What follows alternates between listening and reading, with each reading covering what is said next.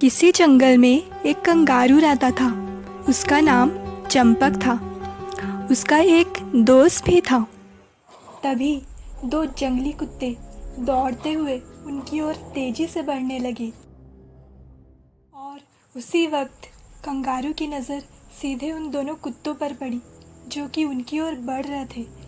फिर ये सारी चीज़ें उसके दोस्त ने भी देख ली। तभी कंगारू कहता है कि चलो हम यहाँ से भाग चलते हैं, नहीं तो ये शिकारी कुत्ते हमें भी अपना शिकार बना लेंगे। और दोनों वहाँ से तेजी से निकल जाते हैं। दोनों एक सुरक्षित जगह पे पहुँचते हैं। कंगारू कहता है, इन जंगली कुत्तों ने हमें बहुत परेशान करके रखा है। हमें कैसे भी करके इन्हें इस जंगल से भगाना ही होगा। पर सिर्फ हम दोनों क्या कर सकते हैं? हाँ, तुम बिल्कुल सही कह रहे हो। अभी हम कुछ नहीं कर सकते, लेकिन हमें सही समय आने का इंतज़ार करना होगा और तब हम इन कुत्तों को यहाँ से हमेशा के लिए भगा देंगे। उसी राज्य में एक राजा रहता था। एक बार राजा का दरबार लगा हुआ था। तब राजा ने अपने दरबारियों से कहा कि काफ़ी वक्त हो गया है, हमने कोई प्रतियोगिता नहीं कराई है। मैं चाहता हूँ कि हम कोई प्रतियोगिता कराएं, पर मुझे समझ नहीं आ रहा कि मैं कौन सी प्रतियोगिता कराऊं। हुजूर, आप कहें तो मैं आपको एक प्रतियोगिता के बारे में सुझाव दे सकता हूँ।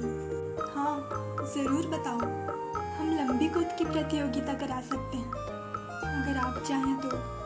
तुम्हारा सुझाव बहुत अच्छा है, हम यही प्रतियोगिता कराएंगे। ये बात चारों तरफ फैल गई और ये बात कंगारू के पास भी पहुंची। अरे दोस्त, तुम्हें ये बात पता है कि यहाँ के राजा ने एक प्रतियोगिता रखी है? कौन सी प्रतियोगिता? ऊंची कूद की प्रतियोगिता, जिसमें आसपास के सारे मनुष्य और सारे पशु पक्षी भाग ले सकते हैं। उसी समय कंगारू को एक तरकीब सूझती है और वो मन ही मन मुस्कुराने लगता है। कंगारू भी राजमहल में प्रतियोगिता में भाग लेने के लिए पहुंचता है। सबसे पहले पारी आती है खरगोश की, जो काफ़ी कोशिशों के बाद भी लंबी कूद नहीं कर पाता है। उसके बाद एक आदमी भी काफ़ी कोशिश करता है, लेकिन वो भी कामयाब नहीं हो पाता।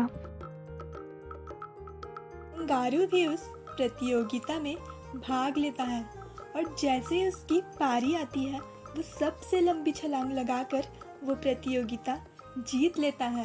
राजा उससे काफ़ी खुश हो जाता है और अपना मनचाहा इनाम मांगने के लिए कहता है। कंगारू अपने मन में मुस्कुराता है और कहता है, यही सही समय है अपना इच्छा मांगने के लिए। महाराज, मैं जिस वन में रहता हूँ वहाँ कुछ जंगली कुत्तों ने आतंक फैलाया हुआ है, जिसकी वजह से सारे पशु पक्षी बहुत डरे हुए होते हैं और वो रोज़ किसी न किसी का शिकार करते हैं। तो मैं चाहता हूँ कि आप अपने सैनिकों से बुलवा कर उन कुत्तों को हमारे जंगल से हमेशा के लिए दूर भेज दें। राजा मान जाता है और अपने सैनिकों को कुत्तों को पकड़ने के लिए भेज देता है। कुत्तों को पकड़ के पिंजरे में डाल दिया जाता है और उन्हें कहीं दूर भेज दिया जाता है। एक दिन कंगारू रास्ते से कहीं जा रहा होता है। तभी रास्ते में उसे एक गड्ढा नज़र आता है। जब वो उस गड्ढे के पास जाता है तो उसे वहाँ से आवाज़ आने लगती है और वो गड्ढे के अंदर उतर जाता है। किसी कुत्ते के रोने की और चीखने चिल्लाने की आवाज़ आती है। कंगारू को उस पर दया आ जाती है और वो उसे अपने गोद में उठा लेता है। कंगारू उस कुत्ते को अपने साथ रख लेता है, उसका ख्याल रखता है, उसके साथ खेलता है और उसे खाना खिलाता है, उसका ख्याल रखता है। धीरे धीरे छोटू कुत्ता और कंगारू दोनों परिवार की तरह रहने लगते हैं। एक दिन कंगारू कहीं जा रहा होता है। तभी रास्ते में वही दोनों शिकारी कुत्ते उसे घेर लेते हैं। तुमने हमें इस जंगल से निकलवा कर बहुत गलत किया। अब हम इस बात का बदला तुमसे ज़रूर लेंगे। वो दोनों बहुत गुस्से में होते हैं उसके बाद एक कुत्ते ने उस पर हमला कर दिया। आह! छोटू कुत्ते को दूर से अपने भाई बहन नज़र आते हैं, जिनको देखते ही वह उनकी तरफ भागते हुए जाता है।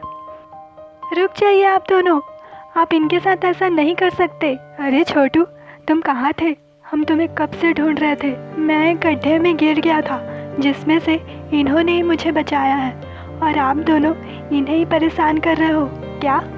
इसने तुम्हें बचाया? हाँ, इन्होंने ही मुझे बचाया है। ये सुनते ही दोनों कुत्ते कंगारू से माफ़ी मांगने लगे। हमें माफ़ कर दो, हमने तुम्हारे साथ बहुत गलत किया।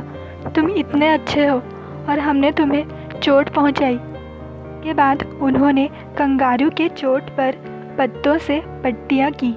दोनों कुत्तों का पछतावा देखकर कंगारू ने भी उन दोनों को माफ़ कर दिया, और इस तरह से कंगारू ने छोटू कुत्ते को अपने भाई बहनों से वापस से मिलवाया।